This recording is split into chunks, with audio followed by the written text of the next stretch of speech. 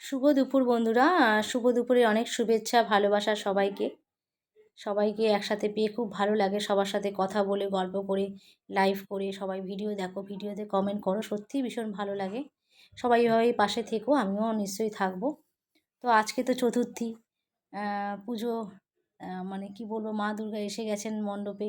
আজকে চতুর্থী, তো খুবই মজা হচ্ছে, কিন্তু প্রত্যেকবারের মতন একটা আনন্দ যে মনের মধ্যে থাকে, সেই আনন্দটার কোথাও একটা ঘাটতি ঘটছে। তো যাই হোক বন্ধুরা, আজকে ছেলে যেহেতু ক্রিকেটে যাবে, আজকে ওর জন্য বেশি কিছু করা গেল না, শুধু কাতলা মাছ ভাজা, পটল ভাজা, আর এদিকে চালতা দিয়ে ডাল। চালতা দিয়ে ডালটা অনেক দিনই খাওয়া হয় না, তো আজকে মা করলো। খুব ভালো খাই আমরা চালতা দিয়ে ডাল। আর যেহেতু ক্রিকেটে যাবে তাড়াহুড়ো, তাই জন্য শুধু মাছ ভাজা, পটল ভাজা আর ডাল। তাও বেশি খায় না, মানে কিছু খায় কিছু ফেলে, এরকম করে আর কি।